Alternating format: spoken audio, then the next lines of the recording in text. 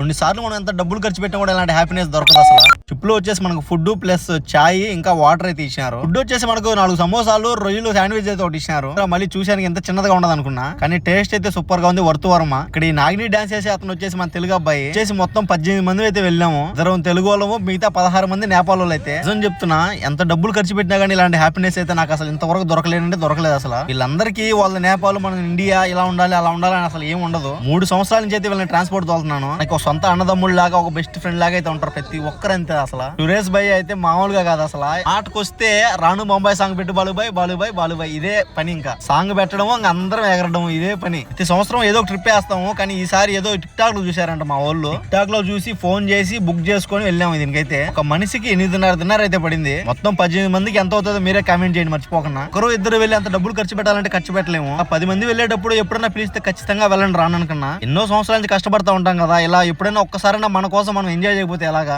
మళ్ళీ పుడతామా ఏంటి? మన వీడియో చూసే వాళ్ళు ఎవరైనా సరే మీ గ్యాంగ్ తో మీరు వెళ్ళిన బెస్ట్ ట్రిప్ ఒకటి కామెంట్ చేయండి మర్చిపోకుండా. అలాగే మీ లైఫ్ లో ది బెస్ట్ ఫ్రెండ్స్ ని ట్యాగ్ చేయండి. మొత్తం 3 గంటల 4 గంటలు అయితే తీసుకెళ్లాడు సముద్రంలో. నిజం చెప్పాలి, పెద్దగా అయితే తిప్పలేదు, కానీ మేమైతే మామూలుగా ఎంజాయ్ చేయలేదు. నా లైఫ్ లో నేను వెనక్కి తిరిగి చూసుకుంటే ది బెస్ట్ ట్రిప్ అంటే ఇదే. ఆ లోకల్ మేము డాన్స్ చేస్తుంటే ఇతను చూడండి పాండా బ్రో 3 గంటలు ఎలా వెళ్ళిపోయిందో అసలు ఎవరికి అర్థం కావట్లేదు. షిప్ దోలే కెప్టెన్ అమెరికా వచ్చి ఇంక సాలనైనా ఇంక వెళ్ళిపోండి చాలని బాయ్ చెప్పేసి మళ్ళీ ఇంటికైతే వెళ్ళిపోయినా. ఎవరో చూసినట్టు మన వీడియో లైక్ చేసి సబ్స్క్రైబ్ చేసి మర్చిపోవద్దు.